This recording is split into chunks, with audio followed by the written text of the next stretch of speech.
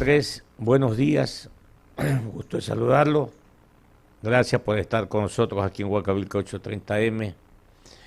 Y la pregunta es, en este documento presentado como una referencia, ¿no? Un norte que podría seguir el presidente de la República con sus políticas, ¿es lo que necesita o es lo que necesita el país en materia socioeconómica? ¿Es coherente con el pensamiento y las acciones del señor presidente de la República, Guillermo Lasso? ¿O es un documento que podría hacerse lo contrario? Bienvenido usted, Andrés Mideros. Muy buenos días, Clever, Jorge, y un saludo cordial a todas y todos quienes nos escuchan. Muchísimas gracias por la invitación. Y algunos elementos dentro de las varias preguntas que me plantea Clever. Lo primero es que sí, en efecto, es un plan que llega con algunos elementos de forma problemáticos, es extemporáneo. El Código de Planificación da 90 días para la presentación del plan una vez aprobado por el Consejo Nacional de Planificación. Esta vez se tomaron más de ese tiempo para presentar el plan a la ciudadanía. Se envió una proforma presupuestaria también sin que exista el plan previamente. Eso viola directamente el artículo 38 del Código de Planificación, que dice de forma expresa que no se puede enviar proforma si previamente el plan no ha sido aprobado por el Consejo Nacional de Planificación. Entonces ahí hay una serie de errores que se van generando, ¿verdad? Ahora bien, este plan, y como todo plan, la planificación es esencial para tener la hoja de ruta, para asignar recursos, para poder alinear las expectativas de la sociedad en cuanto al rumbo que se quiere tomar. Yo creo que es un plan que cumple a carta cabal con lo que el presidente de la República, Guillermo Lasso, ha dicho. En lo que no estoy de acuerdo es que sea un plan de tinte socialdemócrata o de centro izquierda o de centro, como se ha dicho. Es un plan claramente liberal en lo económico, de derecha, es decir, conservador en lo político y en lo social. Es un plan que le apunta mucho a la liberalización económica, al extractivismo de recursos naturales como apuesta para la reactivación económica y que deja una serie de metas sociales muy residuales, lejos de lo que podría ser un pensamiento socialdemócrata en donde la construcción de un sistema de protección social, de un estado de bienestar, es un elemento central. Entonces, totalmente un plan liberal, extractivista y residual en lo social. Y entonces, con esa afirmación que hace el economista Andrés Mideros, ¿qué pueden esperar las clases populares, por ejemplo? Yo me atrevo a decir que tiempos complejos que se van vinculando, ¿verdad? Y vamos atando algunos cabos. El plan tiene unas metas, por un lado, ambiciosas en lo liberal extractivista, ¿verdad? De mayor inversión extranjera para, por ejemplo, duplicar la producción de hidrocarburos, cuadruplicar, es decir, multiplicar por cuatro la exportación de minerales. Entonces, en ese sentido hay unas metas ambiciosas que se van generando a través de unos decretos ejecutivos firmados previamente. El de la política hidrocarburífera, el de la política minera, la reforma al reglamento de arbitraje de inversiones que pone a todas las inversiones extranjeras en el ámbito de buscar centros de arbitraje internacional y no resolver cualquier conflicto dentro de la función judicial nacional, sino ir a esos centros. Es decir, marca la cancha para que la inversión extranjera venga a elementos extractivistas, ¿verdad? Y ahí hay una gran discusión que habrá que tener en términos de impactos ambientales, de si se va a generar o no mano de obra local, de si se va a contratar o no y comprar insumos locales, o la producción nacional queda de lado. El riesgo es que quede de lado justamente porque no se ha hablado de eso dentro de estas políticas. En lo residual, digo, en las metas sociales, por ejemplo, cuando hablamos de la pobreza extrema, que quiere decir vivir con menos de $1.60 al día, situación en la que actualmente está el 15% de la población ecuatoriana, La meta es reducirlo únicamente al 10, es decir, el gobierno se conforma en su meta con mantener a 1 de cada 10 ecuatorianos y ecuatorianas viviendo en la pobreza extrema, absolutamente residual. Ahora vemos el nuevo proyecto de ley. En el nuevo proyecto de ley se mantiene coherencia con esta idea del presidente Lazo. Es indiscutible que hay una coherencia en términos del pensamiento del presidente en cuanto a generar una serie de subsidios, beneficios para las grandes empresas, pero a costo de lo que son los derechos laborales de los y las trabajadoras. En ese escenario, la apuesta del gobierno, se puede leer técnicamente, es ampliar los márgenes de ganancia de las empresas, que las empresas ganen mucho más, eso es lo que busca. ¿Para qué? Para que inviertan más y después de un proceso generen inversiones y ojalá eso genere empleo y ojalá eso se multiplique y pueda generar una senda de desarrollo. Una apuesta liberal, 100% clara. El problema es que en el interín, el ampliar los márgenes de ganancia de las empresas, el sanear las finanzas públicas, viene a costo de las clases medias y populares, que es en donde se están elevando sobre todo impuestos y en donde se está flexibilizando e incluso a riesgo de precarizando el empleo. Y entonces ahí vienen los riesgos. Yo veo una situación compleja en ese sentido. Una apuesta que es muy clara, pero a mediano y largo plazo, que en el camino puede traer una serie de costos sociales excesivamente altos que creo no se están dimensionando de la manera adecuada.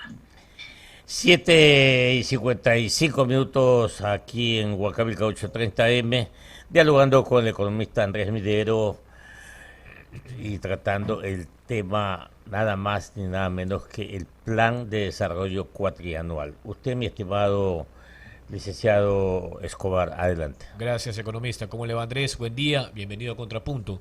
Hablemos de la parte política, porque algunos bloques ya se han anticipado en torno a la presentación de esta mega ley, ¿no? Que es la ley la ley Creando Oportunidades. Y de manera paralela, el mismo gobierno, a través de Guillermo Lasso, ha dejado entrever que si no se llegase a aprobar este proyecto de ley que contiene materia tributaria, laboral y demás, su opción sería la democracia directa, una consulta popular.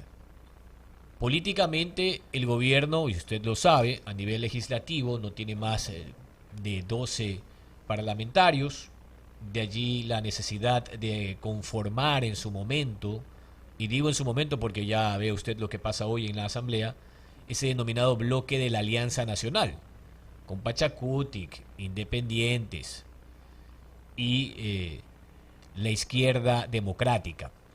¿Cree usted que finalmente pasará el primer fuero legislativo que está en el Consejo de la Administración de la Legislatura?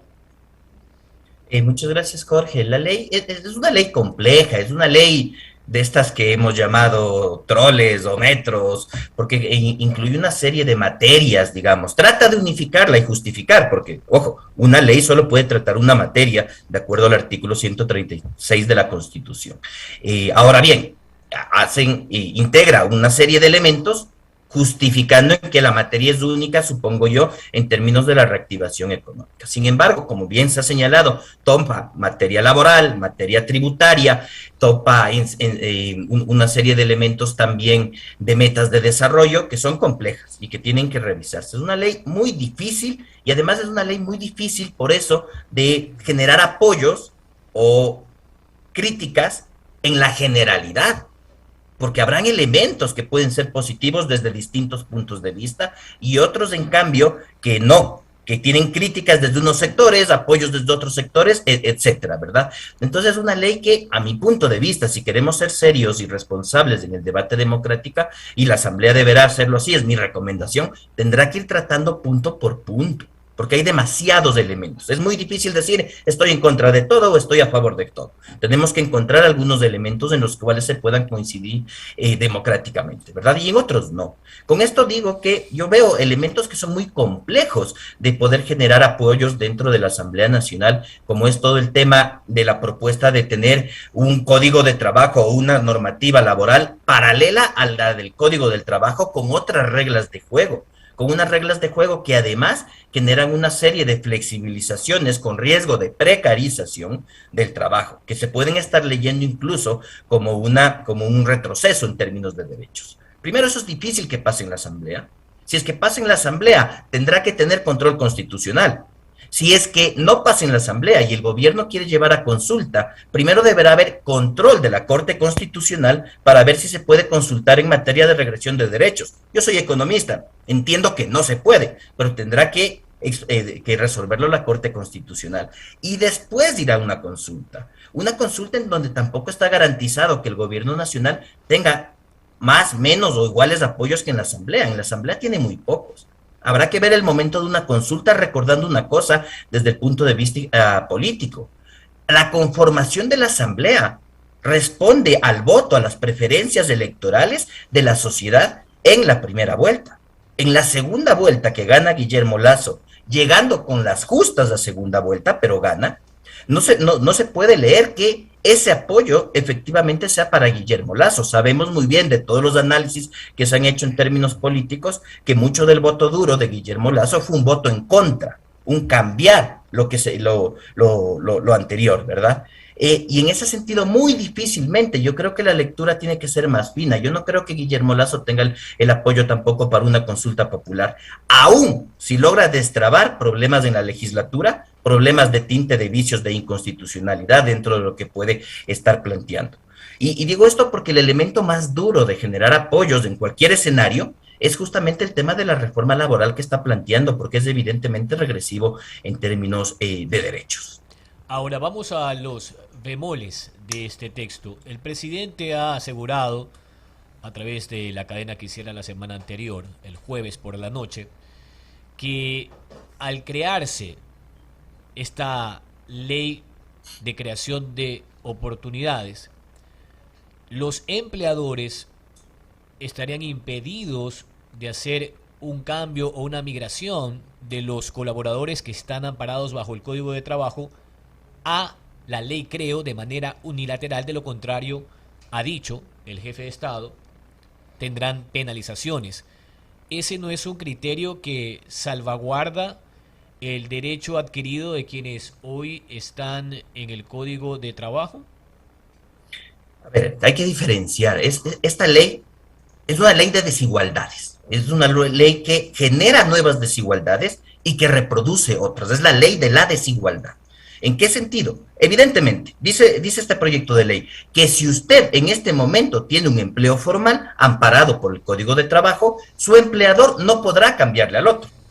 Eso está bien, protege, digamos, entre comillas, a quienes en este momento tienen un empleo formal. Pero sabemos que en este momento apenas el 30% de la población económicamente activa tiene un empleo formal. Entonces, para el resto del 70% va a crear otra normativa, o pretende crear otra normativa. Yo lo veo muy difícil desde el punto de vista político, social y técnico, muy, muy difícil.